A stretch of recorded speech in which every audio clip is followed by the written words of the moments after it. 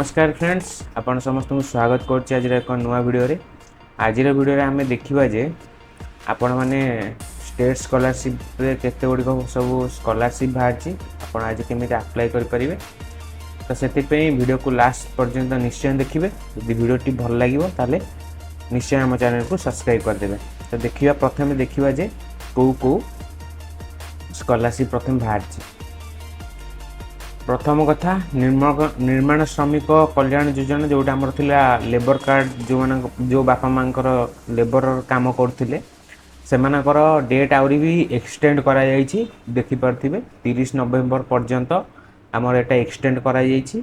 पठाणी सामंत mathematics talent एटा होउछि आपनकर दशम कहूछि एकादश और द्वादश माने +2 फर्स्ट ईयर सेकेंड ईयर पिलांग पे एटा से माने देई परिबे। तापरे देखि पारथिबे एठी ई मेधावृत्ति टेक्निकल एंड प्रोफेशनल एथिरे सब यूजी मेरिट एक आपनकर रहउछि।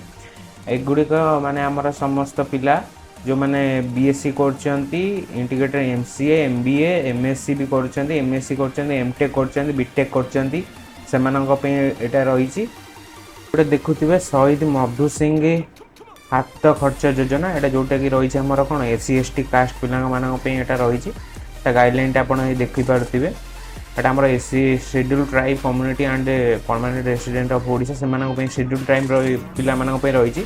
एटा हमर नवम श्रेणी और एकादश श्रेणी पिला माने अप्लाई कर परिबे। एथिरे प्रति वर्ष 5000 टंका लेखाए सब पिला को मिलिबो हला के।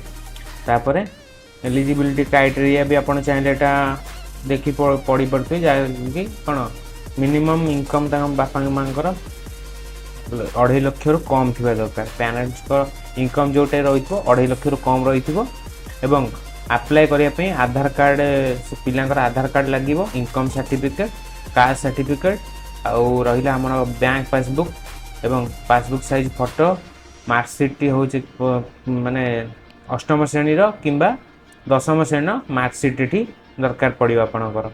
ओके।